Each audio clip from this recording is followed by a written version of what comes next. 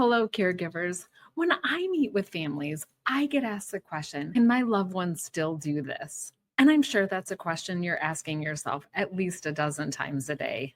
If you've ever second guessed yourself while watching your loved one get dressed in the morning, while they're taking a bath or shower, or even simply walk across a room, then this is for you. So let me ask you, is your person able to dress independently? I'm not saying that they have to have the right season of clothes on.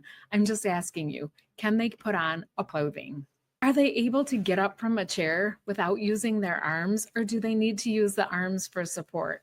And once they're up, are they able to steadily walk across the room without falling, without a shuffle gait, or without tripping? Could you leave your loved one alone while you go take a shower or while you quickly run out to the store? I know that this can be exhausting to constantly wonder if you're doing too much, not enough, or making it worse for your person. So today, I'm going to talk about how to recognize the difference between abilities and your person's limitations, and how to make care decisions that are both respectful and safe.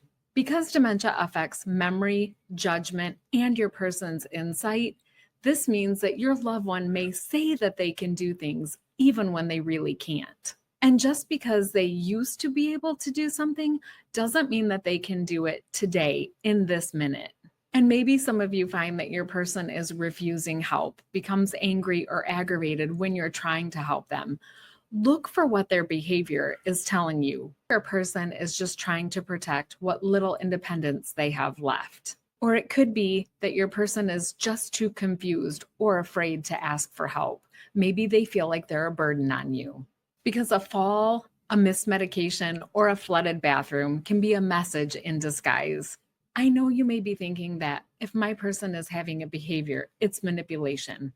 But not all behaviors are manipulation to get you to do something that your person cannot do or is just not willing when you know that they can do it themselves. Behavior is actually data. It's telling you something about your person, even if they can't. So what I'd like to do is give you a simple framework to help keep your loved one safe and to keep you from burning out as a caregiver. And as opposed to second guessing yourself, use these 3 questions as a starting point to know if you need to intervene or not. Number 1, is this safe for my person? Can they do this safely without harming me as the caregiver or themselves? Number 2, are they in distress? Is whatever they're about to do or that they're going to do going to cause them emotional distress, physical distress, or cause them harm? And the last one I think is the most important. I think you need to ask yourself, can I support my person while they're doing this thing instead of intervening and taking over? It does require a little bit of patience, but if we allow our person some time, can they do this safely themselves? If it's unsafe or causing your person distress, then step in. If your person can do part of it, then let them, because preserving your person's abilities builds confidence and makes them feel useful. And we all need to feel purpose. For example, maybe your person can pick out their clothes, and maybe there's some buttons on the front of their shirt. And they can get the clothes out and they can put them on, but they can't button their outfit. So we need to intervene and help them with buttoning their outfit.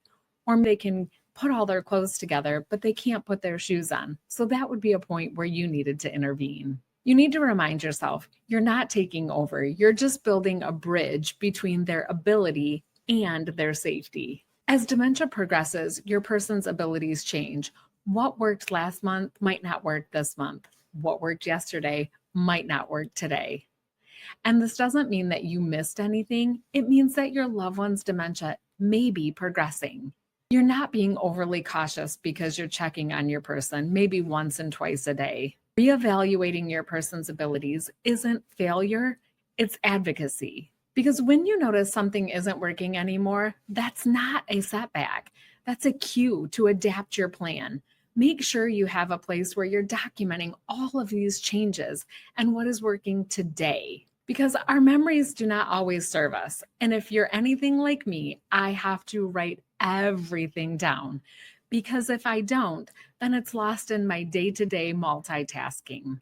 If you need a great resource, the medical assistant planner that I have used with hundreds of patients is now available to you.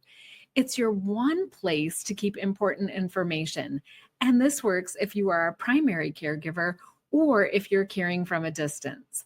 I'll drop the link in the comments below. Look, you don't have to have all of the answers, and you certainly don't need to be perfect. And you do need to allow yourself some grace. You just have to stay observant, notice and document all of the changes, and be flexible enough to adjust your person's plan of care. As always, I'm sending you so much love, and I will be here sharing for you as you're caring for them. I'll see you next week.